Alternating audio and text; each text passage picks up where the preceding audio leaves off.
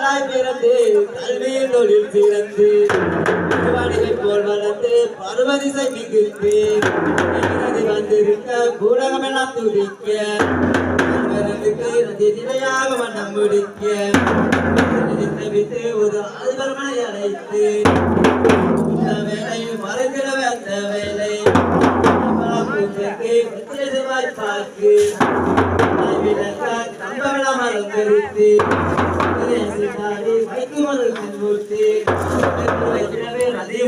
கலந்து இதயங்கள் மனம் மகிழ்ந்து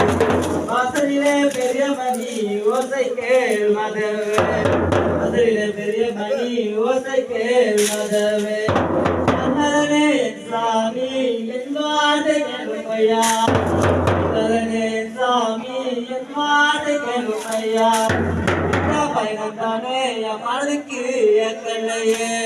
இது மோச பயணம் என முன்பாக தெரியுது சாமி இது மோச பயணம் என்று முன்பாக தெரியுது சாமி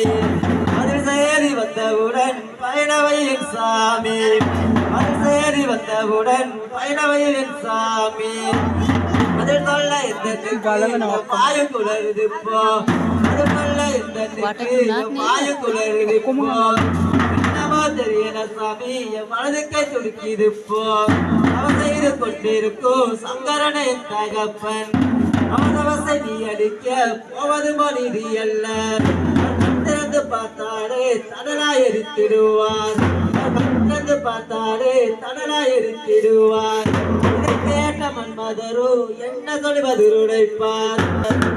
விஷ்ணு உள்ள மட்டும் ஒரு மதிவாதவாததில்லை கிளியாளே கோமலம் பெற்றதியாளே கணவது போய் சண்டைக்கு விட்டாளே சிகாமணியே ஒளிவுள்ள பூபதியே சிகாமணியே ஒளிவுள்ள பூபதியே கண்ணே இங்கிதமான கண்ணே கண்ணே அங்கே நான் போறேன் நடி நான் சென்று கட்டி அரும்பினா தாரே நடி போகுமானால் இது எனக்கு மோசம் வரும் கணிப்படை வருவதும்